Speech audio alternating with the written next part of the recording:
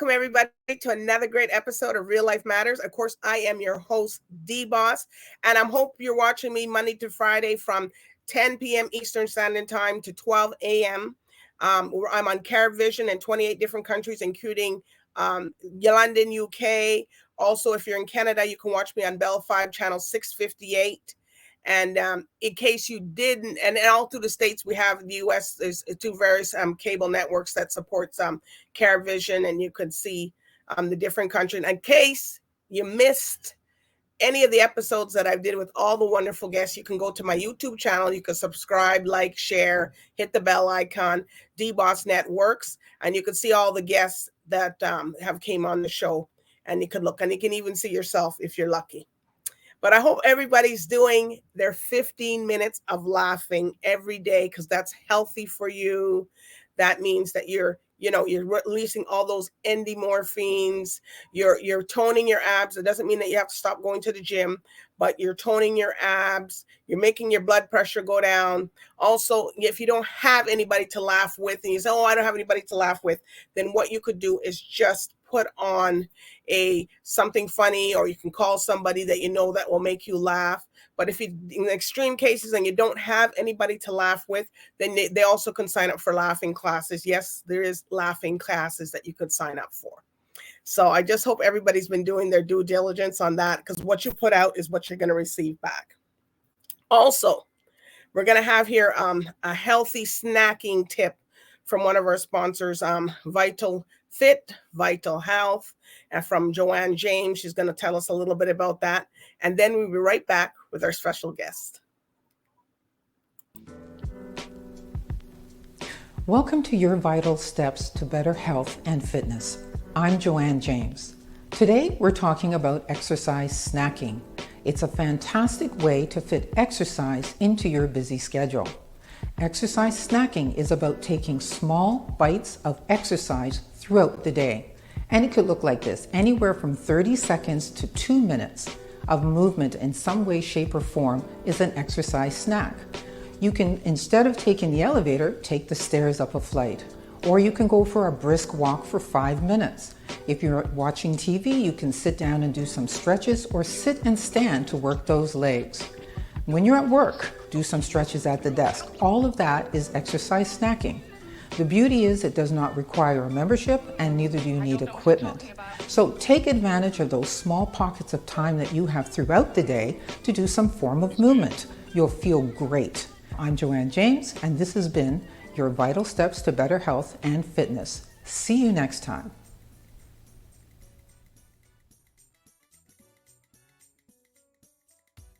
Thank you, Joanne James, for that tip. And healthy snacking, people, is not meaning that you go to the fridge, you go make some food and make some healthy food, which you should do anyways. It's meaning that to get up, if you're sitting a long period of time, you're sitting, watching TV, working, you're on your computer, get up every 20 minutes or so and just walk around and stretch so you can keep the circulation going. And that's what it means to be some healthy snacking. I know that everybody wants to get up probably and have some food because you're watching this late in the night, but I encourage you not to be doing that. So anyways, I got somebody here from this flight.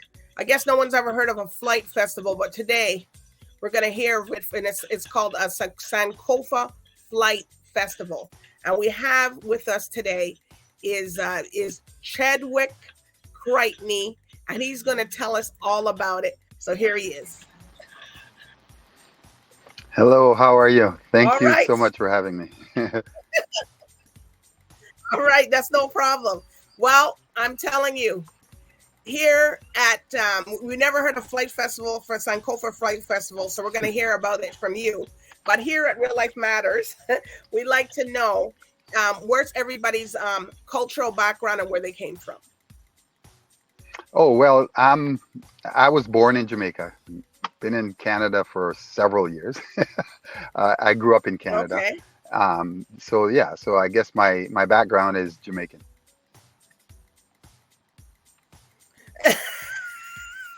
You guess? Or it is? Well, let's just say, without doing a DNA search, it's Jamaican at this point. All right. So you're from Jamaican, but what part of Jamaica? Because I'm going to have people come in and say, well, how come this guy didn't say what part of Jamaica? Me come from Freetown, Clarendon. Okay, you see, people, he does have something to go with here. So tell us, what is your role in this Sankofa Flight Festival for 2023? So my role is specifically to handle all the marketing and advertising specific to the flight. Okay. All right. So tell us about, why did you want to put together a flight festival, and where is it going? It's going to Accra, Ghana. So just tell us why you want to put it together. Yeah. So essentially, how it started out, I made a visit to Ghana a year ago, and it was a life-changing experience for me as a black man coming from the West, as we call it, and once landing there, I was there for 6 months, and I really fell in love with the place and the people. There is a sense of belonging that went with it that I just thought everyone here should experience. The name Sankofa means return to your place of origin. So that's why we kind of name the flight as such. Now, the idea is to open up the opportunity, because there are no direct flights from Toronto to the only one of its kind. And again, this is a starting point. We call it as a festival because once we get there, it's a December in Ghana, in Accra more specifically, is a time of partying. You have so many celebrities and so many people from all around the world, particularly entertainers, that submerge onto this city for a world of fun for the entire month. And it's hard to get anything in the city at that point. So we call it a festival because at that point, it's going to be a very festive occasion for anyone who attends. Okay. So if people want to get involved, because that's just around the corner, you guys are leaving. Right. So if people want to get involved, what do they got to do? They can go onto our website. It's sankofaflights.com, and it would have all the details. You can register now. Registration will help us to move it along faster, because essentially it gives us a list of people who are seriously interested. There's no financial commitment at this point. Once we have the quota of people that we have to fulfill the flight, then we will send out the link for people to actually book their reservation. And what's the quota? We have to get a minimum of 65. We have to have a minimum of 200 for the flight to take place. I think we will easily fulfill that quota. As again, there are plenty of Ghanaians who are traveling back home, who are kind of stuck with losing a full day because of the stopover that they have to make in another country. When you're going a direct 12 and a half hour flight, it certainly saves you that 6 to 18 hour stopover in any other country. Okay, so this is a direct flight. So the flight's leaving from where? Toronto, Montreal, where? Right from Toronto to Accra. And we have a second flight leaving from Montego Bay, Jamaica to Accra. Now, Wow. on the Jamaican flight, I can leak a little bit that we do have on that flight. We're going to have two celebrities, major celebrities who are going to be putting on a show in Ghana. One being the legendary Marcia Griffiths, and she's going to be joined by Buju Banton. Okay, I know. Yeah. I know both of them. All right. All right. So, okay. So what's the requirements for people? Like, you got to get shots before you go there. You got to tell people. So because people don't know, it's not like you're just picking up and you're going to the West Indies or the Caribbean, or you're going in Canada, or you're flying over to the US. So like what's required of you to be able to do that travel? Yeah, so they a lot of that will be outlined on the website, but certainly for travel to Ghana, the one mandatory vaccine that you have to get is the yellow fever. Now, you go to a lot of other sites and they will list a slew of shots that you have to take. The one shot that you do have to take is the yellow fever, which you're not permitted to enter the country without.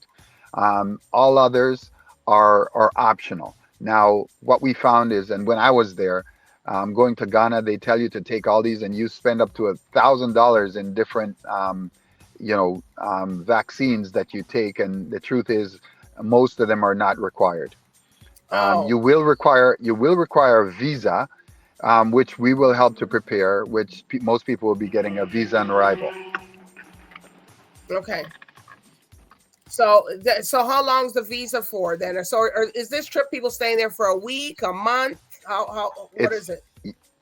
Yeah, it's a 2-week trip. This again is a scheduled. That being said, there's a limitation. So it's 2 weeks. A lot of people got to get back to work or whatnot. So we're leaving December 26th and returning on the 9th of January. Okay, and so what's the time difference from Eastern's like us? Okay, suppose it's 10 p.m. our time. What time would it be there? At this stage, it would be if it's 10 o'clock, it would be 1 o'clock there. It's a 4-hour difference. Oh, well, that's not bad. No, you thought it was sorry. That would be 2. That would be 2 o'clock. Sorry, I miscounted. That would be 2 o'clock. Yeah. Okay, so it's a 4-hour. Okay, it's a 4-hour difference. So that's not bad. That's not bad at all. Then, okay. So no, it's not bad. No, because people are going to be asking. Yes, you have people that will be returning there that are from Ghana and stuff like that. But people that are not from there, they're going to want to know, well, what do I need? My passport, my ID. Do you come with some kind of insurance, like if you get sick or something, things like that? What do you encourage? Yeah, well, we always encourage that people get additional insurance when traveling, no matter whether it's traveling to Africa or any other destination, because you never know what the medical system is like there. So you'll have that additional coverage. We point out you'll need a visa, and you get the yellow fever shot. Those are the main requirements. There are some other things that can be discussed with regards to your phone when you get there, how you can utilize. You have to get a local chip in order from the telecom there, or you can buy a temporary phone or something to last you the time you're there. Okay, so you'll be hooking up everybody with that, so they don't have, oh my gosh, I can't make a call. Right. Our primary focus is the flight. From that standpoint, but we have a partnering tour operator that can arrange any kind of tours that our clients may require, and they can customize their own with the agent. Or, but we'll always be at service to assist in whichever way we can. Okay, so you'll know what you're doing for the 2 weeks there while you're there, or is everybody doing their own thing? Our arrangement is predominantly is the flight, but again, we have provided them with a tour operator that will assist with any requirements that they need. I have a group of friends, people that align with me personally. I'm gonna put together a specific tour for them. I'm hoping to get as many of my family members as possible to also attend this trip, so I can take them around and show them the main things that they have to see. Okay, so are they staying at a hotel, or is it like a Airbnb, or how is it like? Yeah, there are other options. We know we have different financial levels. So we do have options for Airbnb as well as hotel, anywhere from 3 to 5 star hotel. Now I must point out that the 5 star hotels are very expensive, and they're booked way in advance because, again, like I mentioned, in Accra in December is just on fire. There's just so many things going on, so many festivals And the Christmas, because the Christmas is a big thing there. Yeah, Christmas is huge. Well, I hope you guys don't have to go out in a tent or something. No. That's for sure. Once people register, we're like I said, we're working and we verify everything. We want to make this trip, particularly for the diasporans, as inviting, as safe, and as easy to navigate as possible. So people really don't have to worry about it. In my time down there, I didn't really experience a lot of challenges with that kind of thing. And I was there during the December time as well. So, I think we should be fine. I think they just have to trust in that we're going to get them the right place, or our partnering tour operator will get them the right place to stay, and they'll have their choice from it. Food. How was the food? Did you have variations of food to get, or was it just? Yeah, there's an extreme variation of food. You can get just about anything in Accra. Accra is like a metropolitan city, right? So you have the towers, you got sushi restaurants, you got Chinese restaurant, you got local restaurants, which I always encourage people to support. Where you can get local foods, and you can even get a burger now. There are a lot of Americans and Canadians that are now moving in the area, and they're bringing that Western flavor down there. Okay, well, hopefully, maybe we'll see you down there, and we all can come to your house. Yeah, well, you know what? I'll get it all set up for you. Just bring a number of people, and we're in. Mm-hmm, we will, so we can go down there. Yeah, and party with Buju. We want the direct flight. We don't want the stopover. Oh no, that's what I'm saying. That's all we're offering. We're offering a direct flight. No one else offers that. Mm-hmm. We're the only one in Canada to offer this, and this is the first time thing. Now, if Ghana, certainly if they had a national airline, they would be having a regular trip.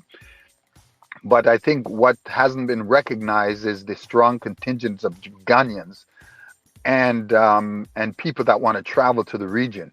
So some of the airlines, they just haven't put that in place. So now our hopes are that once we show them that it's possible, then more regular flights will be scheduled to do this route. All right. Well, hopefully that be soon, so everybody can go experience. Yeah. Yes. All right. So, are there any shout outs that you like to give, Chedwick, to your sponsors? Well, I'd like to, shout out. A lot of our sponsors. My fellow who are tirelessly working to make this thing happen. I'd like to also shout out my wife Jackie and everyone else that's watching the program. All right. So if you can quickly just give where people can find this information for this the Sankofa Flight Festival, so they can book their flights, and if they're interested to go for 2023, just tell us. Yes, so it's sankofaflights.com. That's SANKOFAFLIGHTS flights, right? .com. All right. Well, it's been a pleasure. Chedwick, you're talking to us here about, the Sankofa Flight Festival, how you're arranging the flight to Accra, Ghana. And Accra, Ghana. And okra. No, it's Accra, I know. They eat a lot of okra, though. I know. All right. So, and it's good for that. So when you guys come back from this, you got to come back and let us know how everything went. How 100%. everybody enjoyed themselves. and how they can get involved if you're going to do it for 2024. Correct. All right. Absolutely. I would love to. All right. So everybody, I do want to thank everybody for tuning in to Real Life Matters here with Chedwick, the Sankofa Flight Festival. Book your flight, go to the website, you know, because we're in August and then you turn around to be gone and in December. So you want to hurry up and do that. All right. So everybody, thank you. Good night and bye for now. Thank you so much, DBoss. Good night. Good night.